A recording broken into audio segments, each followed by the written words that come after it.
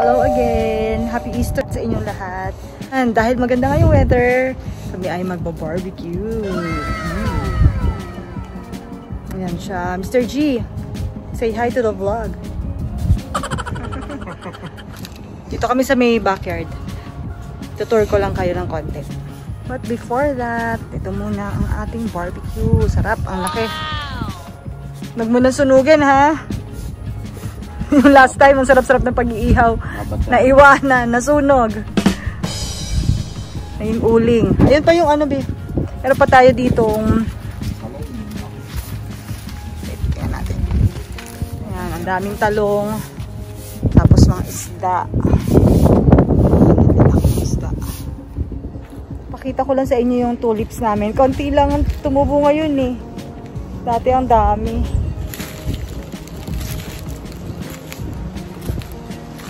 Yan. Tulips. Ano siya? Hindi pa tumutubo yung iba. Color red. Ang ganda niya oh. Yun na yung tulips. Ito medyo bumubuka na. Ito yung nakasarap ako.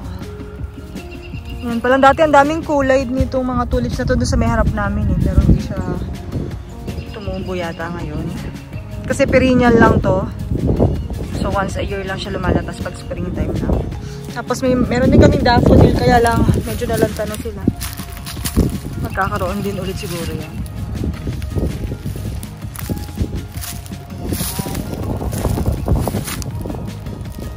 Tutubo pa siguro ulit sila. Ito naman is hyacinth. Meron na kaming nakuha dun sa loob. Nilagay ni mama.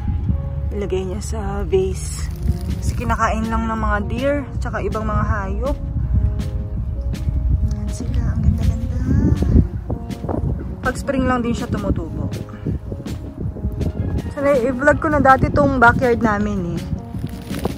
Winter yon. Ito naman yung spring. Yan yung mini playground. Tapos, yan, may fence hanggang dyan yung sa amin. Kasi may creek dito. Yan, nandito creek dyan. Yan, dati nung wala pa tong fence, mga deer ay pasok ng pasok sa backyard at kinakain lahat ng pananim. Kaya nilagyan na nila ng fence. Yan yung bahay. Uy! Ano to? Hyacinth din ba yan? Galing ah. Hindi ako makapag-swing dahil madumi siya. Oh, spring onion, naligaw. Ang galing, siguro na... Ayan o, spring onion, naligaw lang siya dyan. Ayun pa. Oh. Spring onion yan eh, di ba? No, mga naligaw. Sino nadadala ng mga ibon?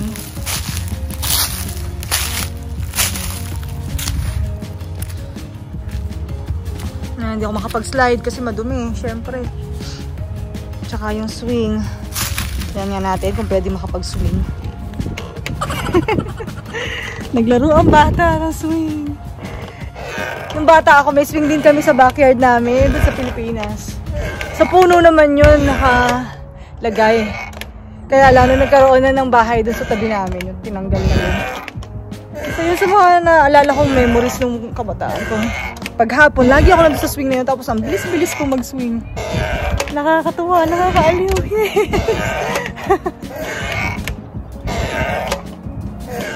Ang sarap bumalik sa kabataan.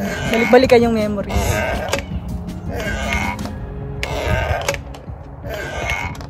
Yan, pakita ko lang sa inyo yung garden namin kasi magre-ready na sila para magtanim. Nililinisan na nila yung garden. Pero usually nag-start sila magtanim by May.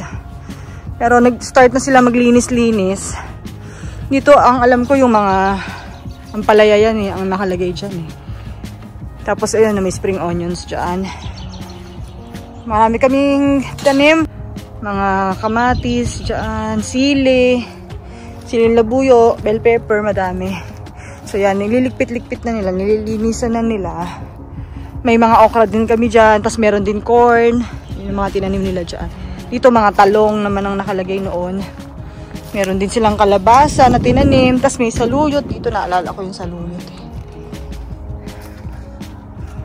Yan yung itsura niya pag wala pang tanim. Kasi nung nag-winter, syempre namatay na silang lahat. Kaya start nilang linisan ulit. Tapos dyan may patola. Dyan yun eh. Tapos dito naman yung grapes. Meron din kaming grapes dyan. Yan. Dyan nakalagay yun. Ano pa nga ba ang nandito? Ito yata ay yung persimmon. Ayan siya, namatay na rin yung persimmon. Tapos yun, doon yung may saging.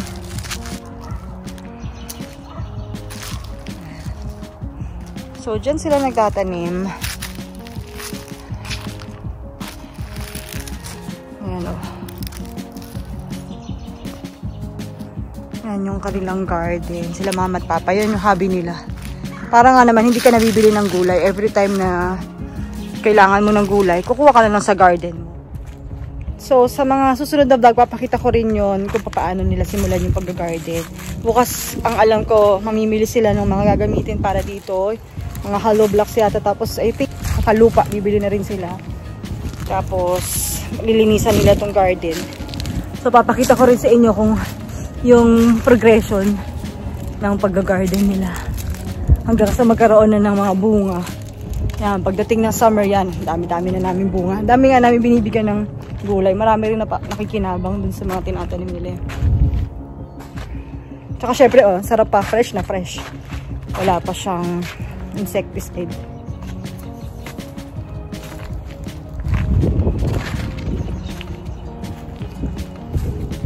Hi, sir. Hi. Hello. Bukas daw, bibili daw kayo ng ano, samahan mo daw.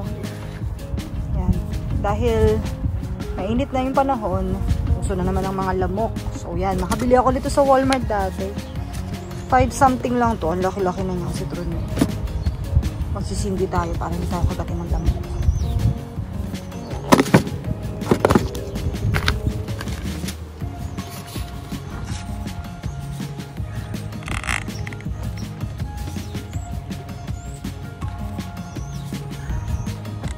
Tapos ang hangin. Manamatay. Bango pa niyan.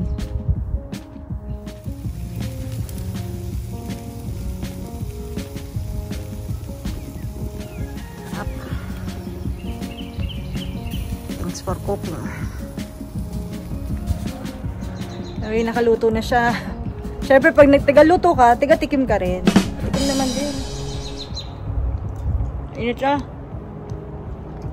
Ah, hawakan mo lang. Init. Sarap. Tapos masarap, may suka na anghang. Masarap. Tapos yung talong. Yung talong, hindi pa luto. Hallelujah.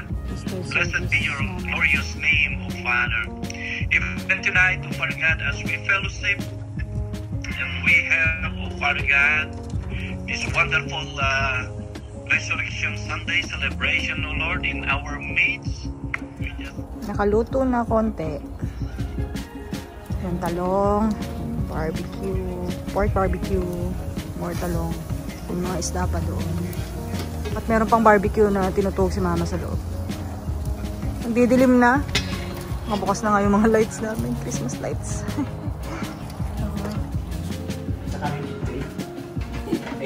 Fish, pork barbecue, sabaw. Kain na kami. Talong. Grabe ang mga ko.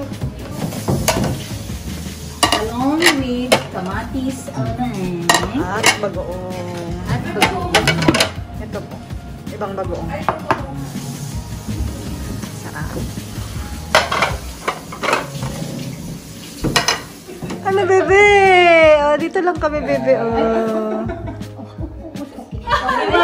Ayaw po, iyak. Ayaw po. Si mami, oh, yun si mami, oh. Father, we thank you, Lord God, for this wonderful night, Lord God. Thank you for our celebration and fellowship, O Lord. Thank you for your faithfulness and love and kindness, and thank you for the good health to each and every one of Father. Lord, bless this food, O Father God, that give us nourishment and strength always. We just honor you, and we love you, Lord. Amen. Amen. Heal. Bakit? Ano nangyari dyan? Kain na. Deborah, huwag na ikaw iyak.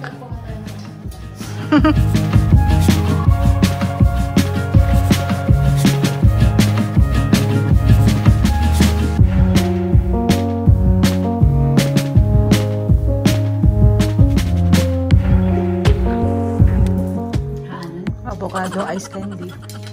Pilipinas ng igapong, kasi awan tikas. Suginatan ko. Pabalik ka pera sa akin nun eh. Nandito na kami sa room at 11 na naman ang gabi. May pasok na naman ako bukas. Siya, day off niya bukas. So, salamat sa pagluluto ng barbecue. Sarap. Busog kami. Sana po nag-enjoy din kayo sa Easter nyo. At sana wag natin kalimutan kung bakit natin sinicelebrate yung Easter. To celebrate the resurrection of Jesus Christ. Maraming salamat sa panonood ng aming vlog today. Sana nag-enjoy kayo sa Easter celebration namin. Celebration lang with the family. Ingat po tayo palagi. God bless you all. Bye-bye.